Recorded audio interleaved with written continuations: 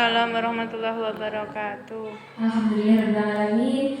Hari ini setelah kita lomba, terima kasih sudah menyediakan tempat dan fasilitas semuanya. Bu Aba selaku Kepala TK dan Pemerintah Gere 1, kemudian ibu-ibu guru TK se-Kecamatan Gere, terima kasih sudah mau meluangkan waktunya walaupun panjenengan tadi sudah lomba capek tapi masih mau mengikuti sosialisasi dari saya. Nah, hari ini untuk materi saya tentang menyebarkan pemahaman dan penerapan pengalaman budaya positif. Kalau menurut panjenengan, budaya positif itu sebenarnya apa? Apakah budaya positif itu? Kalau di pemikirannya panjenengan, budaya itu apa? Apakah hanya berkaitan dengan tarian seperti reog atau budaya larung sesaji, nggih? Terus napa niku ingkang teng sendang niku, nggih? Kados ngoten niku, pos budaya suran, ya itu masuk budaya. Tetapi kalau di sekolah dan di rumah atau di masyarakat kita bisa mengatakan budaya positif itu adalah budaya untuk membentuk attitude atau tingkah laku.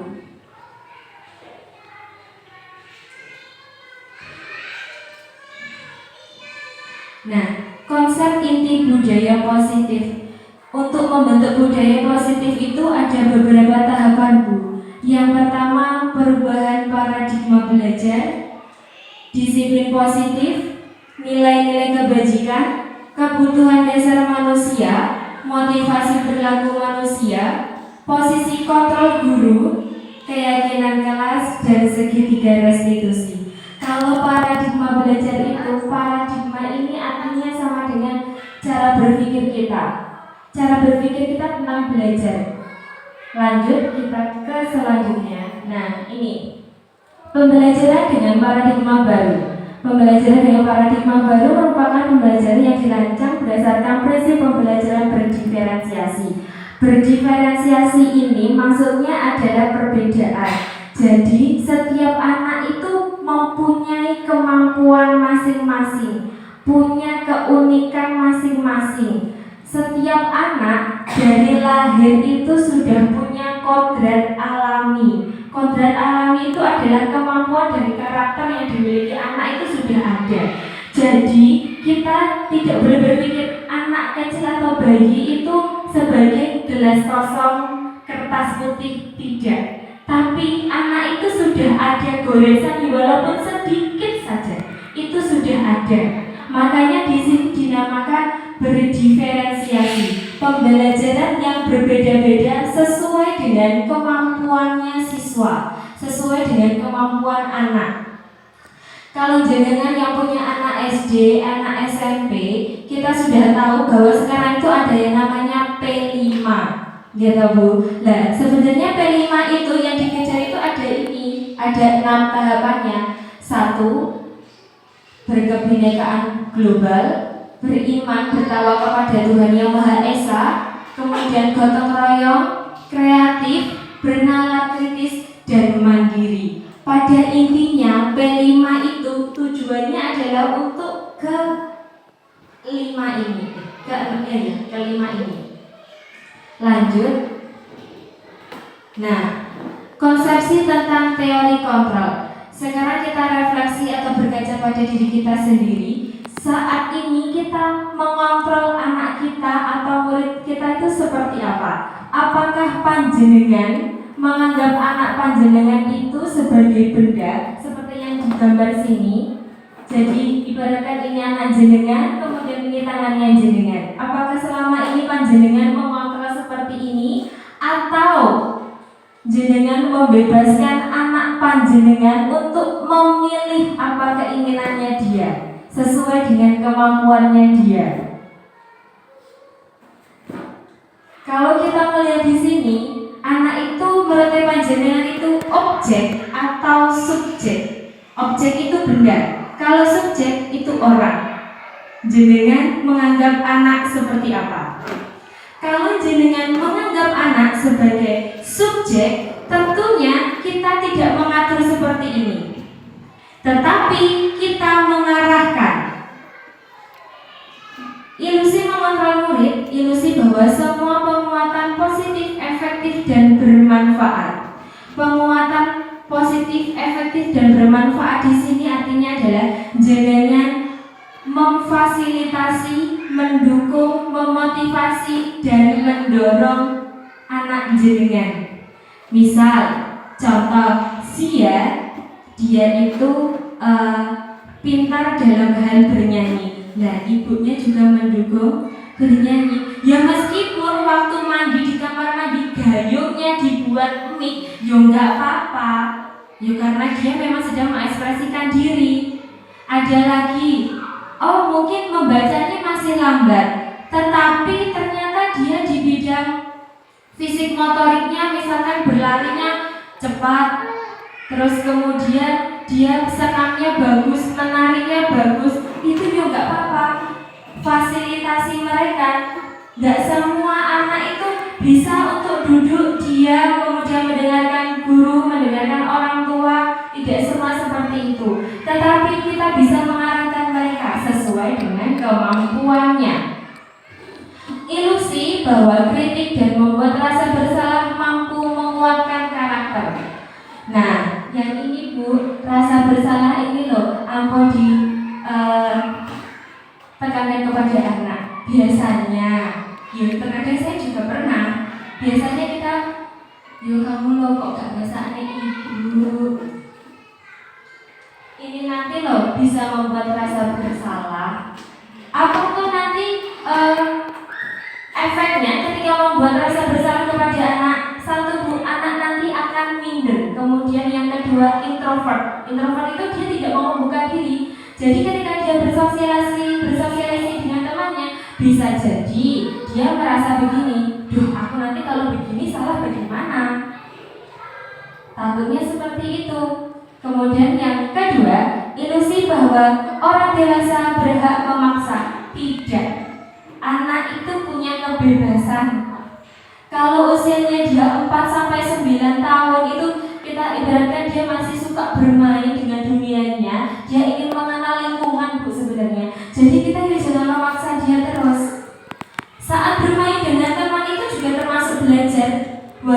Tadinya saya mengatakan belajar itu tidak muluk-muluk pada buku, tetapi dengan teman itu juga termasuk belajar. Contoh, saat dia bermain dengan temannya, ibaratnya bermain sepeda.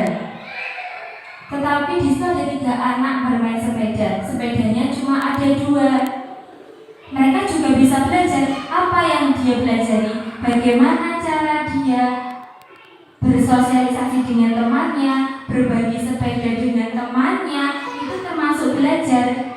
Kemudian, aku tuh juga pengen main sepeda ini, tapi kok dia terus-terusan. Dia nanti juga belajar, bagaimana ya saya bisa pinjam sepedanya dia, tetapi tidak melukai teman saya. Dia itu secara otomatis sudah belajar.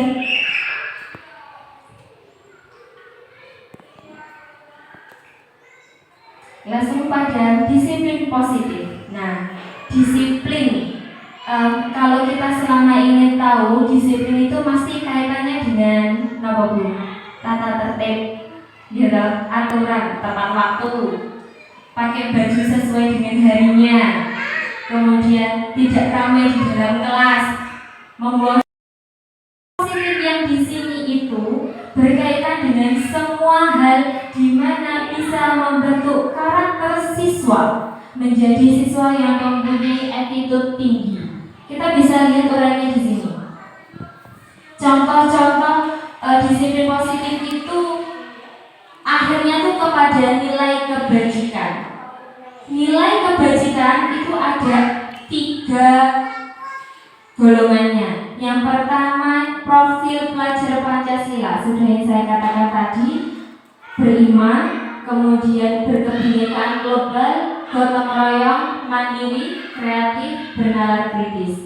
Kalau yang Ibu Primary Years Program, ini maksudnya programnya itu secara bertahap, jadi tidak bisa kita langsung 1 bulan jadi tidak. tidak, tetapi ini membentuk karakter seperti toleransi, rasa hormat, integritas, mandiri, menghargai, antusias, empati atau peduli dengan orang lain, keingintahuan, kreativitas, kerjasama, percaya diri, dan komitmen itu butuh tahapan yang lama, ibaratnya tahunan. Kemudian keterampilan hidup atau life skill dapat dipercaya, lurus hati, pendengar yang aktif, tidak merendahkan orang lain, dan memberikan yang terbaik dari diri. Nah, kalau sekarang itu kita bisa fokus ke tiga-tiganya, mestinya tidak bisa, tetapi kita hanya bisa mengarahkan. Kalau saya menyarankan bagaimana kita mengajar anak kita itu adalah di keterampilan hidup atau life skill. Di sini nanti yang paling utama adalah attitude-nya, perilakunya, tindak tanduknya dia, sopan santunnya dia dalam bersosialisasi, bagaimana dia berbicara dengan atasannya, bagaimana dia berbicara dengan orang tua, bagaimana dia berbicara dengan temannya, kemudian kemampuannya dia untuk public speaking dan bersosialisasi. Itu yang paling penting sekarang. Nah, kebutuhan dasar manusia. Pada dasarnya, setiap perilaku anak atau perilaku kita sendiri itu, kita melakukan itu berdasarkan kebutuhan yang kita inginkan. Apa saja kebutuhan dasar itu? Menurutnya William, kebutuhan dasar itu ada 5. Yang pertama, bertahan hidup. Bertahan hidup itu otomatis papan, sandang, pangan. Itu yang paling utama. Yang kedua adalah penguasaan, kebutuhan pengakuan atas kemampuan. Di sini pasti setiap orang ingin dianggap menjadi pemimpin. Itu artinya jenengan punya pendapat sendiri, jenengan pengen pendapat yang jenengan itu juga diterima. Anak pun juga sama, dia juga pengen diakui oleh teman-temannya. Kalau kita perhatikan ada anak seperti ini. Pas kita berbaris di depan, itu ada anak, Bu saya yang memimpin. Dia punya gambaran, Bu saya yang mimpin hafalan hadis, Bu saya yang mimpin doa. Nah, dia sedang memenuhi kebutuhannya akan penguasaan. Ada hal perilaku yang agak menyimpang, misalkan begini, bentak temannya, ayah, mana mau? Nah, sebenarnya Tio itu sedang memenuhi kebutuhan penguasaannya dia. Dia ingin memimpin temannya supaya temannya duduk anteng. Kemudian yang ketiga, kesenangan. Kebutuhan yang ketiga, kita punya kebutuhan kesenangan, Bu.